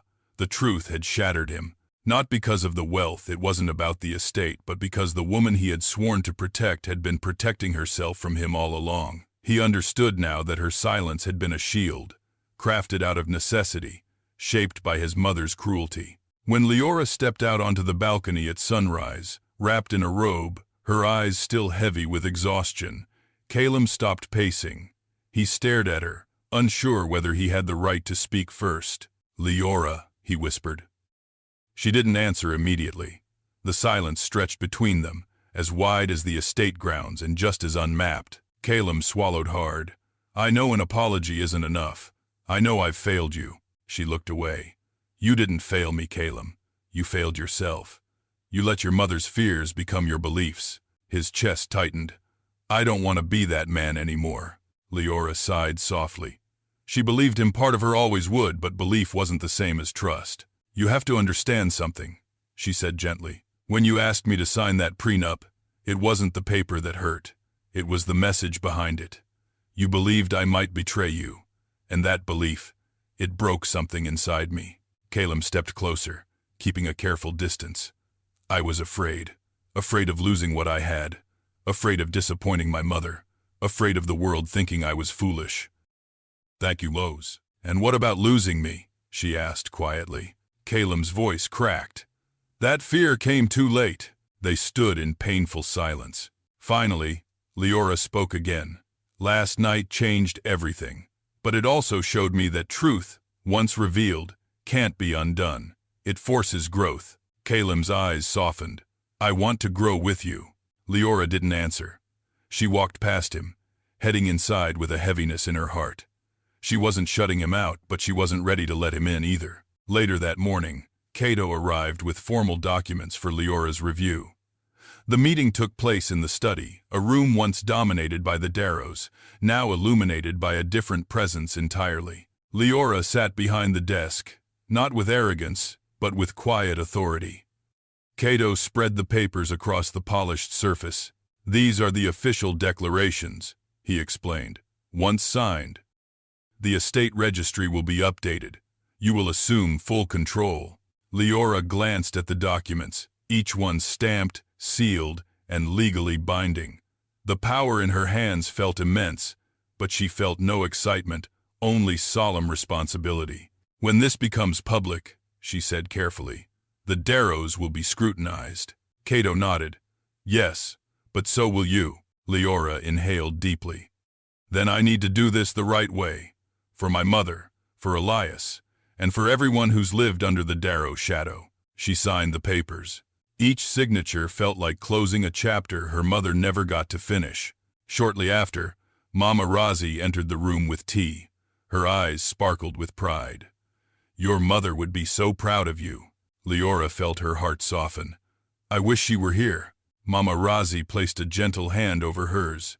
She is. In every step you take, warmth spread through Leora's chest. For the first time in years, she felt her mother's presence not as memory or grief, but as strength. But not everyone accepted this shift with grace. That afternoon, Isolde demanded a private conversation.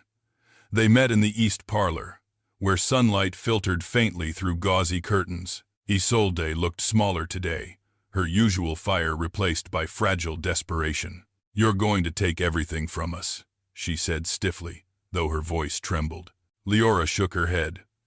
No, but things will change, Isolde scoffed bitterly. Change? You call this change? You've decided to humiliate us in front of our friends, our colleagues. I didn't humiliate you, Leora said calmly. I defended myself, and my mother. Isolde's jaw clenched, but she didn't strike back. She couldn't. The power dynamics had shifted too drastically. Leora continued. You wanted control. That's all you ever wanted. Control over Caleb, over the narrative, over me. But now you must face the consequences of that need. Isolde's eyes shimmered with tears she couldn't hide. You don't understand what it means to lose everything. Leora's expression softened, though she remained firm. I understand what it means to never have anything at all. Isolde's breath hitched because for the first time she realized she had never truly seen Leora. She had looked at her and seen only what she feared, never who she was. Leora continued. You and Caleb may continue living here. For now, I won't tear your family apart. But from this moment, you will treat every person in this estate with dignity, including me. Isolde stared at her, stunned. She had expected vengeance. She didn't know what to do with mercy. We will discuss long-term arrangements later, Leora added. With that, she excused herself, leaving Isolde alone and shaken in the parlor. As evening fell, Leora spent time with the staff listening to concerns, learning about the estate's daily operations, understanding what was needed to restore fairness. The staff responded with relief, even loyalty. They had feared the Darrow's downfall would mean their dismissal. Instead, they found hope.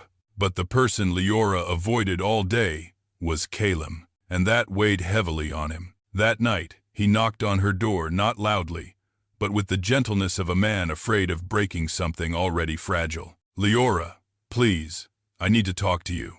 She hesitated before opening the door. Caleb looked tired, vulnerable, a far cry from the confident man she once loved so easily. "I know I've lost your trust," he began. "And maybe I don't deserve a second chance. But I want to be a better man. For myself, for you, for us." Leora's eyes softened, but she held herself steady. "Caleb, everything I've learned these past days has changed me. I can't go back to who I was, and I don't want you to go back to who you were either." He stepped closer, voice trembling. "I can change. I will change. Just give me time to prove it." Leora's breath caught. She could feel the sincerity pouring from him and the pain. "You have time," she said quietly. "But trust can't be demanded, Caleb. It must be rebuilt inch by inch." He nodded slowly, his eyes shining. "Then let me start now." Leora didn't answer with words. She simply nodded once, a small gesture that felt like opening a door not wide, but enough for light to enter. They stood there, two broken hearts facing each other in the dim glow of the hallway, both hoping for something better, something truer than what they had been. And though their future remained uncertain, one thing was clear. This was the beginning of something new. The days following the announcement felt like a slow unwinding of an old, tangled knot, one that had tightened around Leora's life since childhood. Now, with the truth revealed and the estate legally hers, the world felt both heavier and lighter, as if she were learning to breathe in a new atmosphere. But owning the estate didn't magically resolve the fractures in the relationships within it. If anything, it illuminated them more sharply. Caleb tried every day to show change. It wasn't grand gestures, not flowers, not gifts, not extravagant promises. It was the small things. The way he woke before dawn to help the staff carry supplies. The way he stayed late with the groundskeepers, learning their names and their stories. The way he hovered near Leora whenever she worked, not interrupting, just trying to understand her world instead of forcing her to enter his. It was effort, and it mattered, but the wound between them still lingered, unhealed. One evening, Leora stepped outside to the veranda overlooking the garden. The sky glowed with warm streaks of amber and gold, the sunset painting the estate in colors that felt almost surreal. The roses her mother once tended swayed gently in the breeze, their fragrance drifting through the air like a memory. She closed her eyes, imagining her mother's voice. "Your worth is yours, Leora, not theirs to define." Footsteps approached behind her. She didn't turn. She already knew the rhythm of his walk. Caleb cleared his throat softly. "You're out here early tonight." She nodded. "I needed to think." "About us?" he asked, voice cautious, fragile. "About everything," she replied. He stepped beside her, leaving a respectful distance. The silence stretched between them, heavy with everything they had endured. Finally, Caleb spoke again. "Leora, I am truly sorry." She didn't interrupt this time. She let him speak. "I grew up thinking strength meant control, that protecting my family meant obeying my mother, following every tradition, every expectation. But that wasn't strength. It was fear. Fear of disappointing them. Fear of losing everything." He looked at her with raw honesty. "Fear of not being enough for you." She turned toward him, surprised. "Not enough for me?" He nodded. "You come from a place of quiet strength, something I didn't understand. I mistook my insecurity for caution, and I hurt you because of it." She looked away, her chest tightening. "You didn't just hurt me, you humiliated me." "I know," his voice cracked, "and I will regret that for the rest of my life. But I want to spend the rest of that life trying to make it right." Leora inhaled deeply, letting the evening air steady her. "Trust isn't rebuilt easily, Caleb. I'm willing to work for it," he said softly. She studied his face, the sincerity, the remorse, the vulnerability he had never shown before. But wounds didn't heal just because someone wished them to. So she asked the question she'd kept hidden in her heart. "If none of this, my inheritance, the estate, the money existed, if you knew me as the girl you believed I was, would you still fight for me like this?" Caleb stepped closer, closing the distance slowly, giving her room to step back if she needed to. She didn't. He cupped his hands lightly together, as if afraid to reach for her. I loved you long before I thought about our families. I loved you the moment you smiled at that little girl in the charity center and told her she was strong. I loved you the first time you held my hand during the rainstorm. I loved you even when I was too afraid to admit it. That love was real. Not the expectations, not the pressure. You. Leora felt her eyes sting, but she didn't look away. Then why didn't you protect me? His voice trembled. Because I didn't know how to protect someone stronger than me. A tear slid down her cheek. Caleb reached out slowly, gently brushing it away with the back of his hand, hesitant, as if asking permission. When she didn't pull away, he took a shaky breath. Leora, let me be worthy of you. The sincerity in his voice cracked her open in places she didn't know were still fragile. She stepped back, not out of rejection, but to gather herself. The wind rustled the roses behind them, the sound soft, almost like a whisper of approval. I don't want to lose you, Caleb added, voice raw. And I don't want to be my mother's son. Not anymore. I want to be a good man. Leora held his gaze for a long moment, searching for the truth in his words.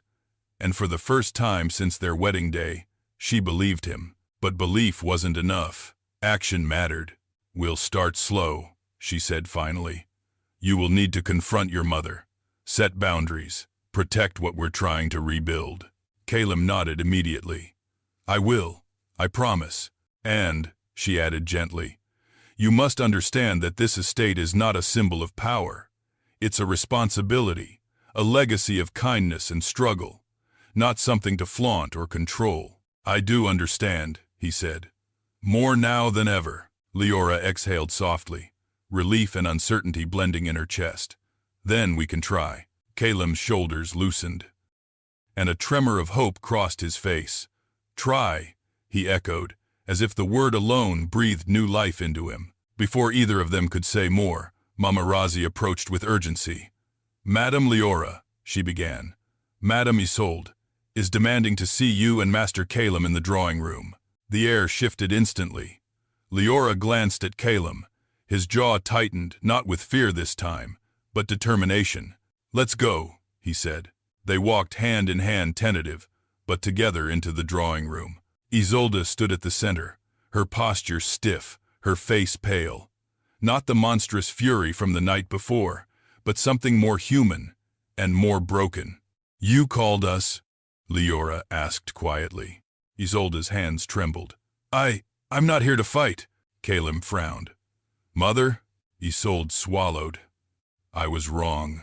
The words hung in the air, trembling, fragile. She continued, voice shaking. I lost myself to fear. Fear of losing status. Fear of losing control. Fear of losing my son. Her eyes flicked to Leora. And I took that fear out on you. I judged you harshly, unfairly, cruelly. Leora breathed slowly, letting the truth settle. I can't ask for forgiveness, Isolde whispered, but I can ask for a chance to atone. Caleb's eyes softened, though he remained silent. Leora stepped forward. What do you want, Madame Darrow? Isolde's voice cracked. A chance to stay, a chance to change, a chance to learn who you really are, without pride blinding me. Leora studied her carefully, searching for sincerity. She found it. Finally, she nodded. You may stay, but the cruelty ends here. Isolde bowed her head, a tear slipping down her cheek. Thank you. Caleb exhaled shakily, relief washing over him. He looked at Leora with profound gratitude.